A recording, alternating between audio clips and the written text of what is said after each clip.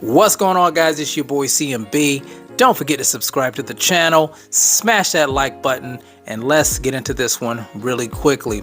Now, guys, yesterday we had the first press conference for the Gervonta Tank Davis versus Hector Luis Garcia fight. That fight set to take place January the 7th in Washington, D.C., guys, at the Capital One Arena. Now, it came as quite a shock to a lot of boxing fans, including myself, when I heard about the stacked undercard that we're getting with this fight. We got Jaron Boots Ennis on the co-main event, guys. That's just excellent. Rashidi Ellis is fighting on the card, and Demetrius Andrade is fighting on this card as well, guys.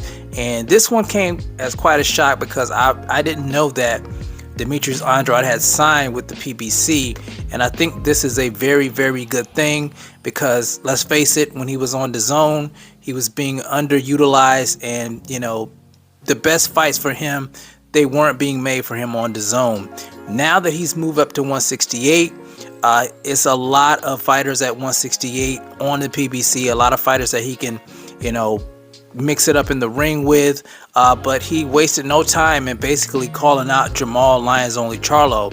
He says there's no more excuses now, that they're both on the PBC now. This fight can be easily made. You guys know they got a little bad blood between each other. Even though Jermall Charlo fights at 160, he's the WBC middleweight champion. This is a fight that boxing fans have been wanting to see for quite some time. And here's the thing. Jermall Charlo recently called out Dimitri Bivol. Now, you guys know Dimitri Bivol fights at 175, and we know what that was about. Him putting himself in position to get the Canelo Alvarez fight. But I don't think Dimitri Bivol's willing to come down to 160 to face off against Jermall Charlo. He's just not, that's not what he's looking for right now. He's probably looking at fighting Artur Beterbiev and Canelo Alvarez. That's probably Dimitri Bivol's intentions right now. I just don't see Jermall Charlo in his crosshairs right now. So this is an excellent opportunity for Jermall Charlo to show off his boxing ability by facing someone like Demetrius Andrade, who is a hell of a fighter, guys, in my opinion. Very, very skilled fighter, and I think both of these guys really do need each other. Both of these guys haven't had, the best fights in recent years. Jermall Charlo's been extremely inactive, so this is the type of fight he needs to get himself back into the game.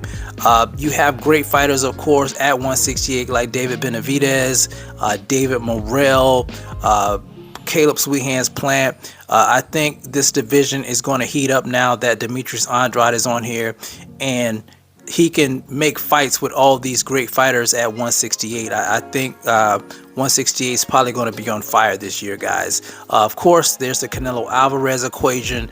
We have to wait and see what's going to happen with Canelo Alvarez. I think he's going to be fighting John Ryder in May, and then possibly facing off against Dimitri Bivol.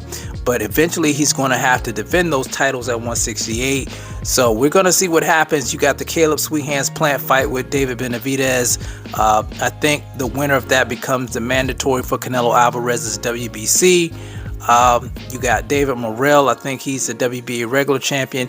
You just got all types of things going on at 168. So let's keep our eyes open for this division. I think, like I said, it's going to heat up. The 135 division is hot right now as well, with Gervonta Tank Davis, Devin the Dream Haney, of course, Shakur Stevenson, and Lomachenko, and Ryan Garcia, guys. So 135 and 160, and I think those are the lit divisions right now. But you guys tell me what you think about Demetrius Andrade basically calling out Jermall Charlo, saying there are no more excuses, and let me know who you guys got in this fight if this fight actually takes place. Let me know in the comment section, guys. It's the CMB. I'll talk to you guys in the next one, and I'm out. Peace.